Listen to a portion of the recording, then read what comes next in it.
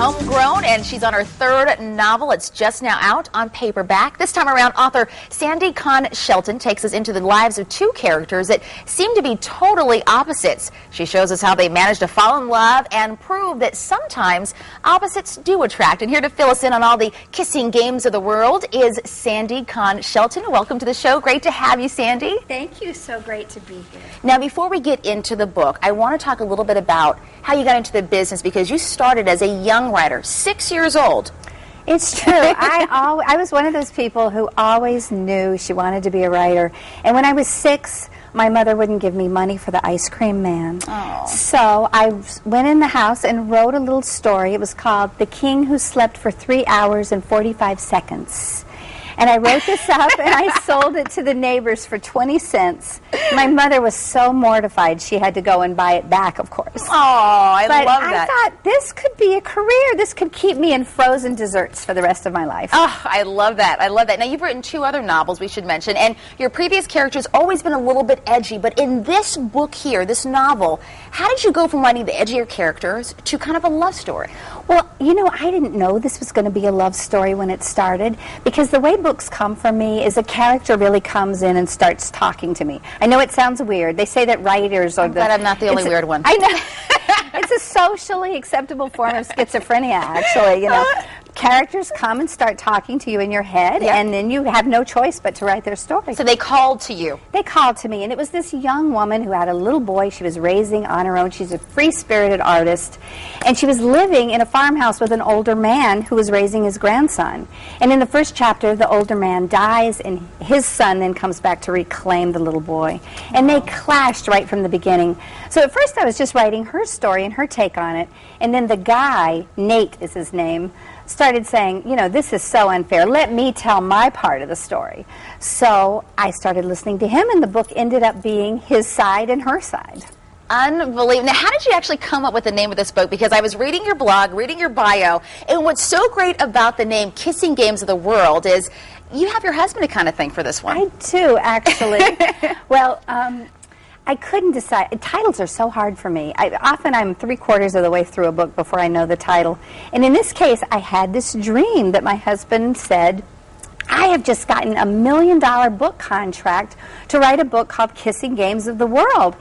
And it was going to be a nonfiction book. And he said, the trouble is I've only been able to think of 2. Post office and spin the bottle. So now all I have to do is come up with more. And I actually woke up laughing, and then I thought, that is the name of this novel, because Nate is a salesman who's just traveled all over the world. Right. And he's been playing kissing games of the world rather than just settling down and finding his true love. And when you say Kissing Games of the World, describe that, explain that. Well, I guess what it means in the book, and I had to really adapt this, is that there's the little casual affairs, and not really, it's games for him. Right. Love was just a game. There's like no soul ties. No soul ties. He was trying to reject all of that and just live on his own and forget about his little boy.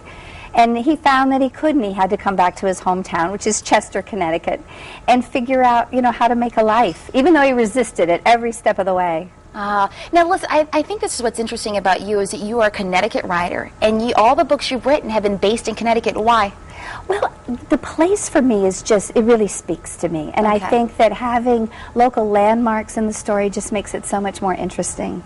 Let's talk a little bit about this blog that you have, because I got to tell you, if you're looking for a good laugh, everybody, you've got to check out her blog. Tell us about how the blog came about. Well, it actually came about as a way of connecting with readers. You know, these days, it's not enough to write a book. You want to hear from readers. Yes. They want to hear from you, and they want to get to know a lot about your life. And I wrote a column about my family life for years that ran in the Register. So a blog was sort of a natural extension for me to keep talking about that sort of personal stuff. But it's funny, and it's witty, and it's crazy. Thank you. It is crazy. It's fun to do it. It really is fun to do it. For beginning writers and for writers that are looking for a way to kind of rediscover the writer within themselves, because I think a lot of times, you know, we get so busy and crazy, and you even mentioned that you took a detour. You're working all different kinds of jobs before you went back to writing. What is the message for them to get reinvigorated and for beginning writers? Well, I think it's just a matter of sitting down and following your instinct and not being scared of the blank page. I've actually been teaching writing workshops at my house and helping people sort of rediscover for themselves what it is about their story that is meaningful for them.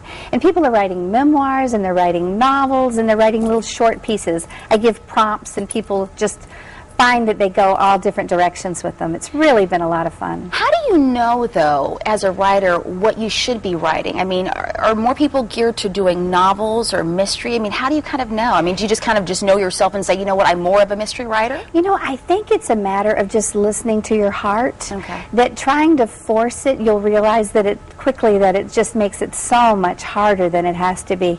But writing can just flow, and it's wonderful when it happens that way. It's the best thing in the world. We should mention that your book has been selected as a Target breakout book. Yes, That is great news. So it's in Target stores in a little special display, which is very exciting. As it should be, Sandy Shelton. Again, the book is called Kissing Games of the World, on the screen right there. If you want more information, come to our website, WTNH.com.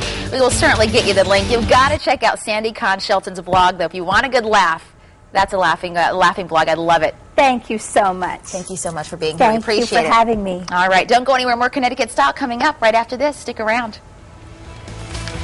I love it.